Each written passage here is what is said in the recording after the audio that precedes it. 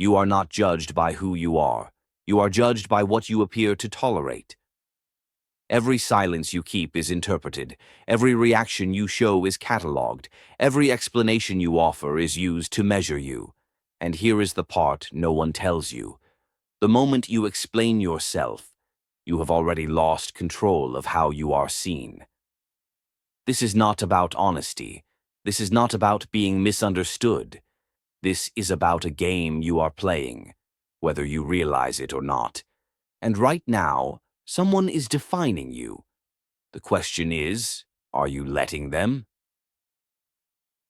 Think about the last time you felt compelled to explain yourself. Maybe it was at work. A colleague misrepresented something you said, so you pulled them aside. You clarified. You laid out the facts. You assumed the truth would correct their perception, but it didn't. They nodded politely, and nothing changed. In fact, things got worse, because now you looked defensive. Now you looked like someone who needed to be believed, and needing to be believed is a position of weakness. Or maybe it was in your personal life. Someone accused you of something, a motive you didn't have, an intention that wasn't yours. So you explained. You over-explained. You walked them through your reasoning step by step, and still, they doubted you. This is the trap. You assume that truth has power. You assume that clarity creates credibility. But perception does not obey logic.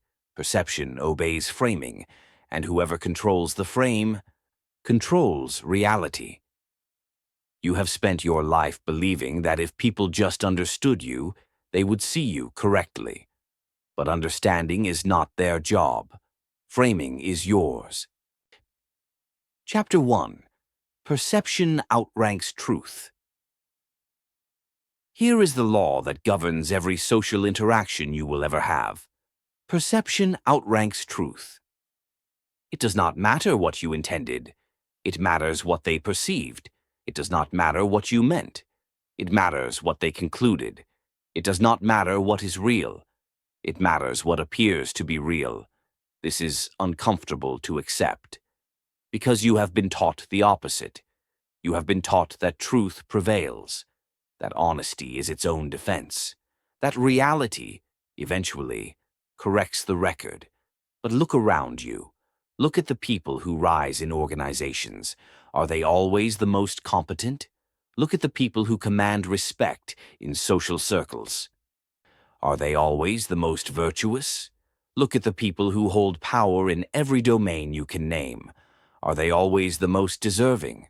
No, they are the most strategically perceived. Niccolò Machiavelli understood this 5 centuries ago. He wrote that a prince must appear merciful, faithful, humane, religious, and upright.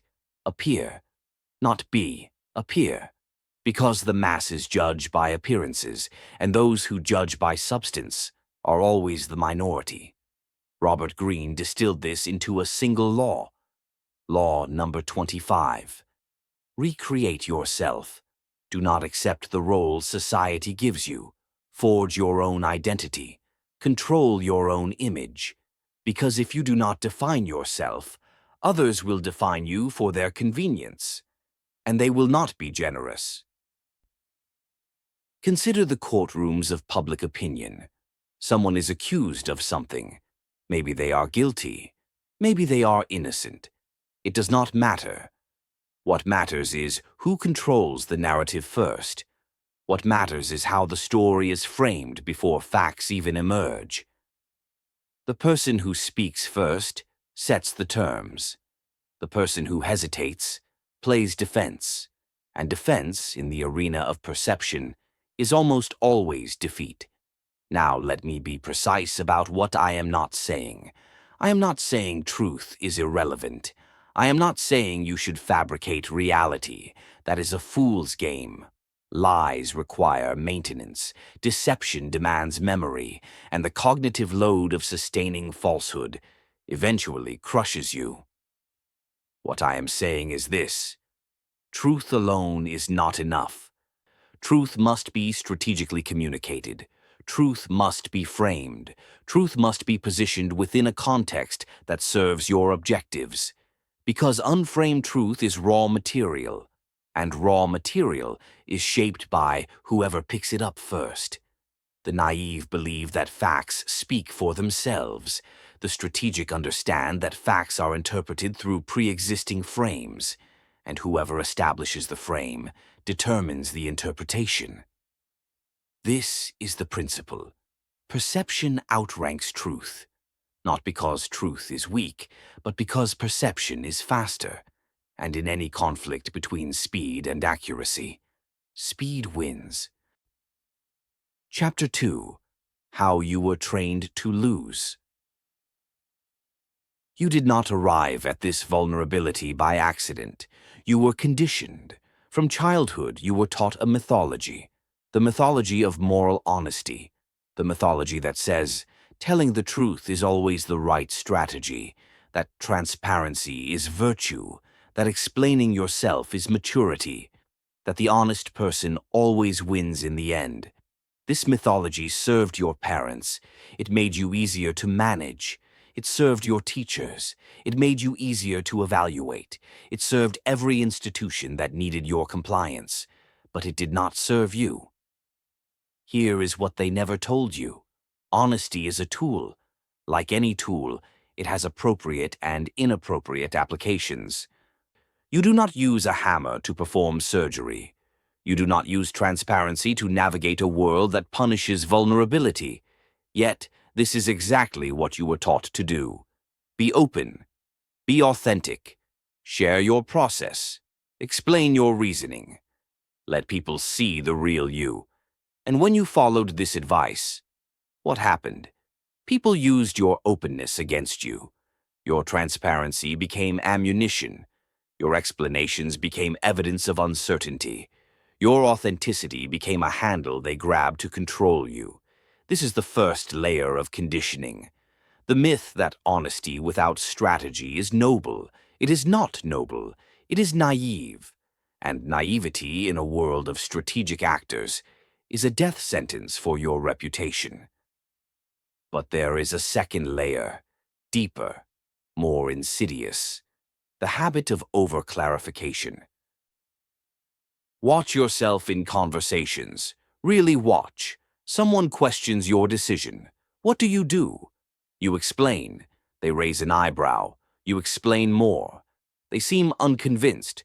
You provide background, context, history, caveats, justifications. You do not stop until you see acceptance in their eyes. But acceptance rarely comes.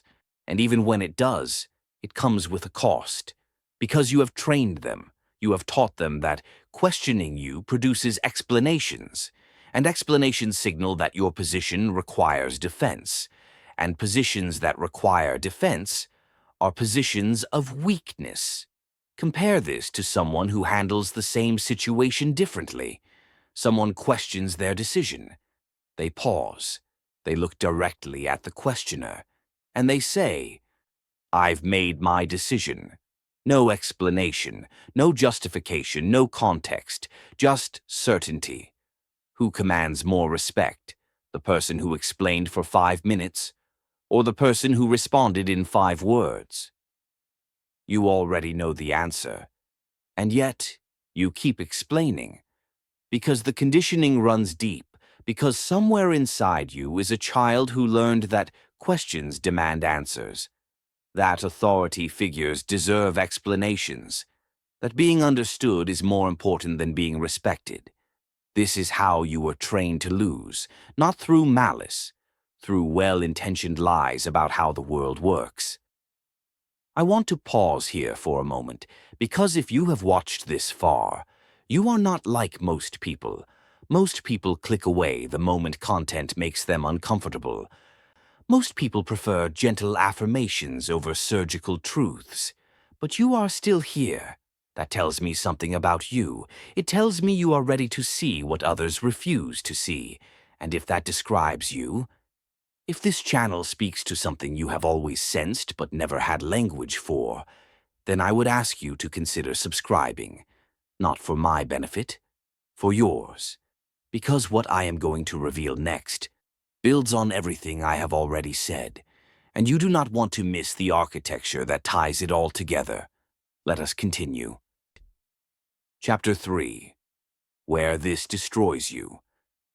Let me show you where this plays out, not in theory, in your life. The workplace. You have an idea in a meeting. You present it. But before you even finish, someone interrupts. They rephrase your idea. They position it as their own. Or worse, they subtly undermine it. They say something like, "That's interesting, but have we considered?" Now you have a choice. You can explain why your idea is valid. You can defend your reasoning. You can provide evidence. Or you can do something else entirely. Most people choose explanation. And here is what happens. The more they explain, the more they appear uncertain, the more they justify, the more they appear to need validation. The more words they use, the weaker they look. Meanwhile, the person who interrupted, they said less, they framed more.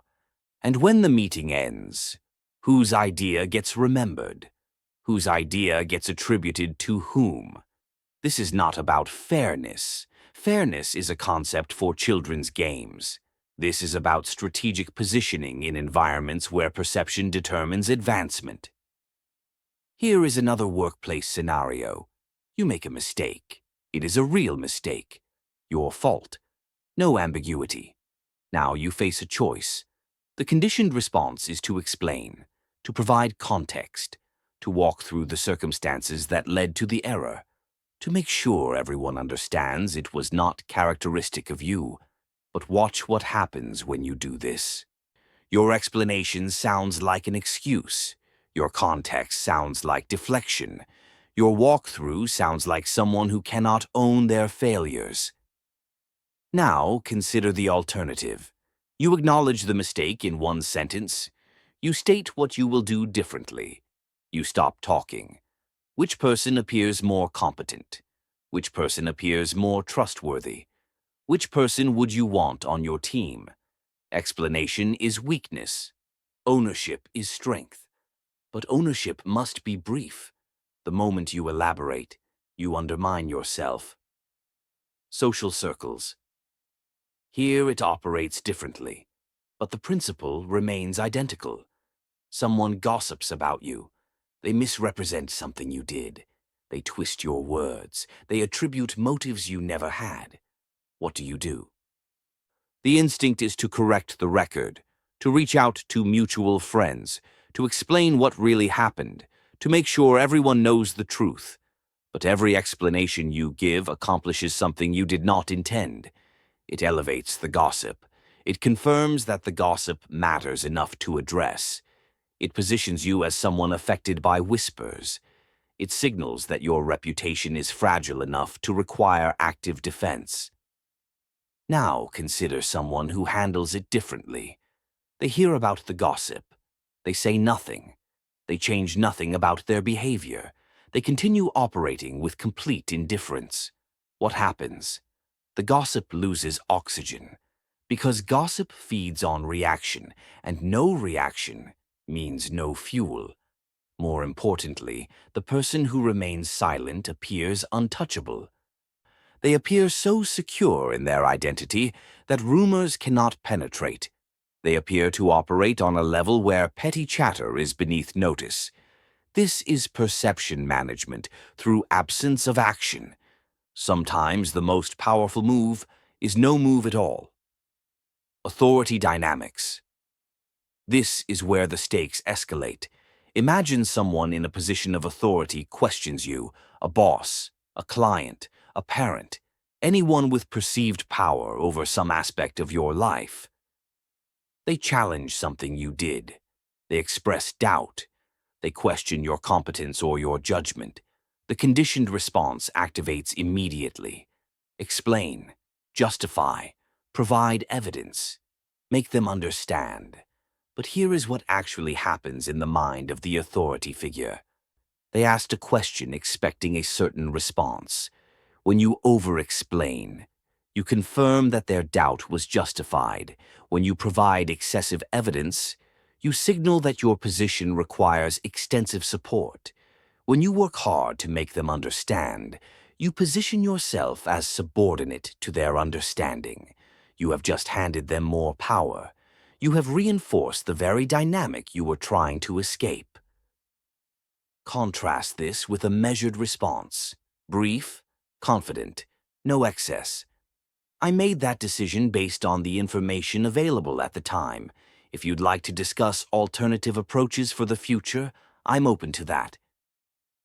No groveling, no extensive justification, no implicit apology.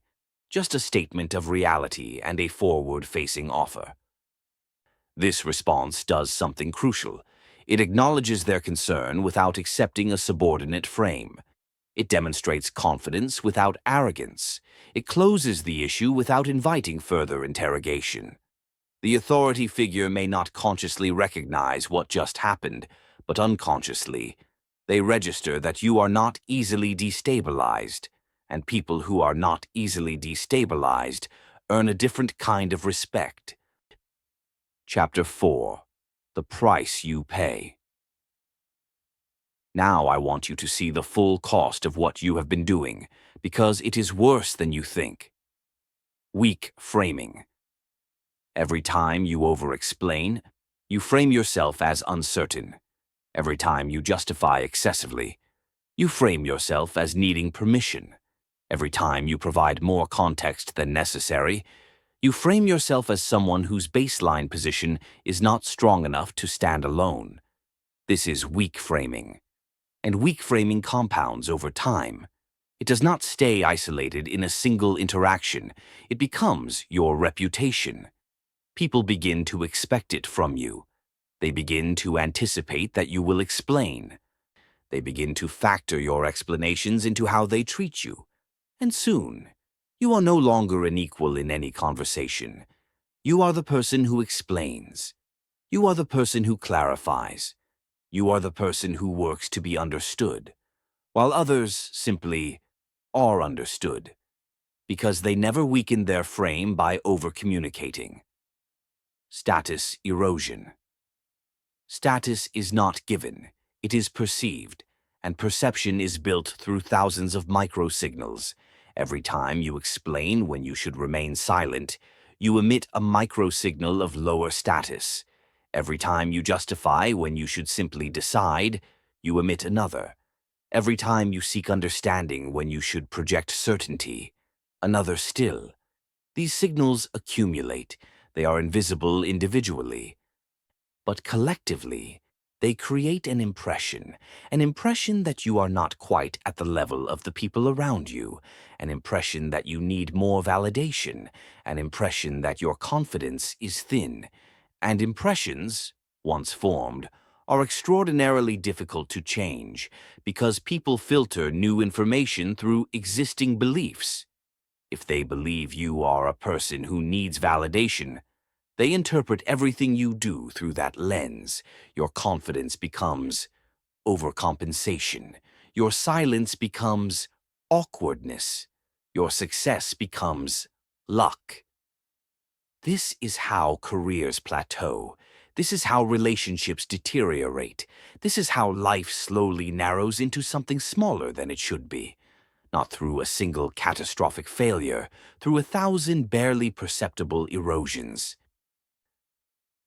Being miscast.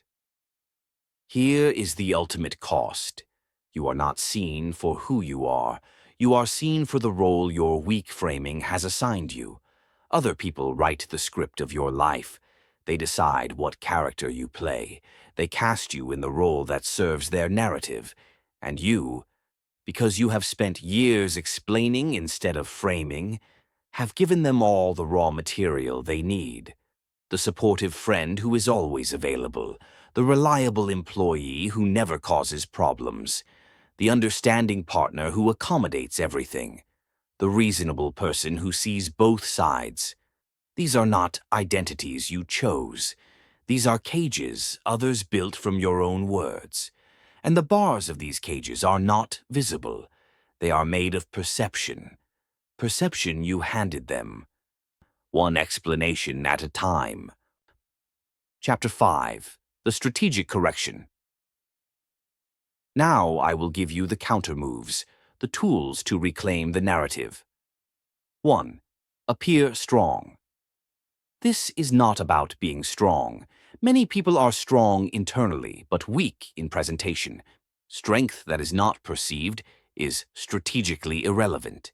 Appearing strong is about signal management. It is about the cues you emit that others interpret as strength or weakness. Speak with certainty, not arrogance. Certainty. There is a difference. Arrogance needs an audience. Certainty simply exists. When you make statements, not questions disguised as statements, not tentative offerings seeking approval, direct declarations of your position. I think this is the right approach is weak. This is the right approach is strong. Maybe we should consider is weak. We should consider this is strong. The words are almost identical, but the perception they create is vastly different. Your body participates in this as well. Stillness signals strength.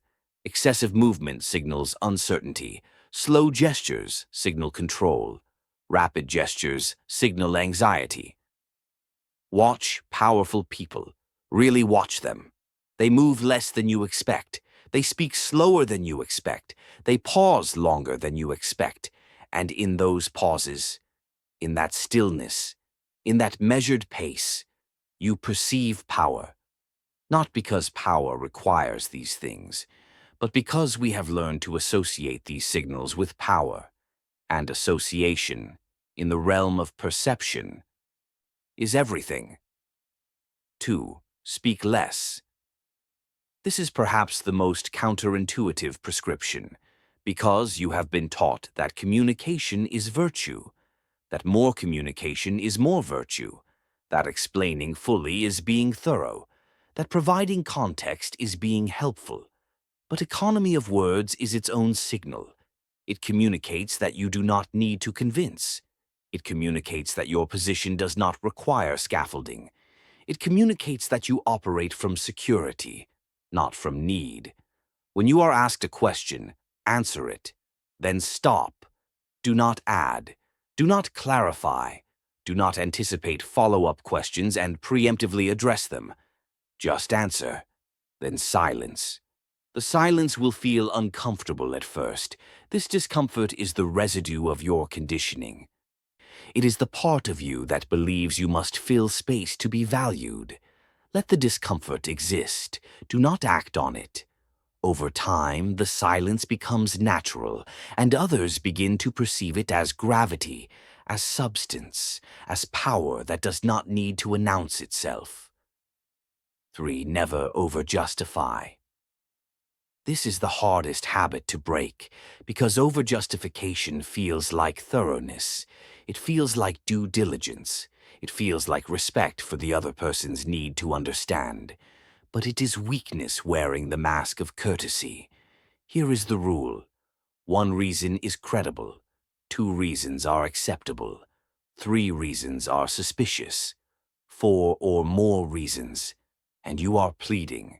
When you feel the urge to provide a 4th justification, stop. That urge is your insecurity speaking. And insecurity broadcasted is status surrendered. Train yourself to notice the moment when explanation becomes over-explanation. It usually occurs when you repeat a point you already made, or when you begin addressing objections that were never raised, or when you hear yourself saying words like, "I just want you to understand." The moment you hear those words, stop. You have already lost the frame. The only move is to stop digging. Chapter 6. 2 types of people. Let me show you 2 archetypes. You have met both, and you have been, at various times, both. 1. The explainer. The explainer is articulate, often intelligent, frequently correct. They have reasons for everything they do. Good reasons, logical reasons, and they want you to know those reasons. When challenged, they explain. When doubted, they clarify. When misunderstood, they rephrase. They believe deeply. That understanding is the goal, that if they just communicate clearly enough, everything will resolve. But watch what happens to the explainer over time.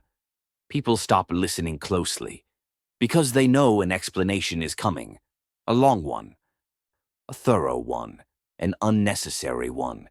The explainer becomes predictable, and predictability, in social dynamics, is invisibility.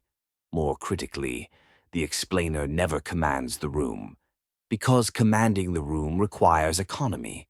It requires mystery. It requires things left unsaid. The explainer leaves nothing unsaid, and in that completeness, they become forgettable. 2. The framed figure. The framed figure operates differently. They are not more intelligent than the explainer. Often less so. They are not more correct. Often less so. But they understand something the explainer does not. Perception is not built through information. Perception is built through controlled absence of information. The framed figure speaks less, but what they say lands heavier. Because it is not surrounded by qualification, because it is not buried in context, because it stands alone. When the framed figure is challenged, they pause, they consider, and then, often, they simply do not respond. Or they respond with a question, or they respond with a statement so brief it cannot be argued with. This creates something the explainer never achieves: presence. The framed figure seems to occupy more space than their words suggest. They seem to know things they are not saying. They seem to be operating from a position of such security that they do not need to prove anything. And this appearance, regardless of whether it reflects reality, generates respect, deference, status. Now I want you to ask yourself something. Which archetype have you been? Not which do you prefer, not which do you want to be. Which have you actually been? If you are honest, and you have watched this far because you are capable of honesty, you know the answer. And knowing the answer is the beginning of change. I will tell you something else. The people who are still watching at this point in the video, they are rare. Most viewers have already left. They found it too challenging, too confrontational, too close to home. But you are still here, and that tells me you are not most people. So I would ask you to do something. Leave a comment below. Tell me which archetype you recognize in yourself, or tell me about a moment when over-explaining cost you something, because articulating the truth, even in a comment, is the first act of reclaiming your narrative. Now let us finish. Chapter 7. The Law You Must Never Forget. Here is the law that governs everything I have shown you. Whoever explains loses the frame. Say it again in your mind. Whoever explains loses the frame. This is not a suggestion. This is not a tip. This is a law. As reliable as gravity. As inescapable as time. The moment you begin explaining, you are no longer shaping perception. You are responding to someone else's frame. You are accepting the premise that your position requires justification. You are signaling that the other person's doubt has power over you, and power, once conceded, is rarely recovered in the same interaction. This does not mean you never speak. It means you speak strategically. It means you frame before others can frame you. It means you control the narrative, rather than reacting to narratives others create. Perception is a battlefield. Most people do not know they are on it. They stumble through interactions, explaining, justifying, clarifying, never realizing that every word is a move, every pause is a signal, every silence is a strategy. You now know you are on this battlefield. You cannot unsee it. The question is whether you will fight or continue to surrender positions you do not even know you hold. Whoever explains loses the frame. Remember this, and you will begin to see every interaction differently. You will notice when others are explaining themselves into weakness. You will notice when you are tempted to do the same, and in that noticing, you will find the space to choose differently. The choice is not easy. It requires tolerating discomfort. It requires resisting conditioning. It requires allowing yourself to be misunderstood, temporarily, in service of being correctly perceived in the long run.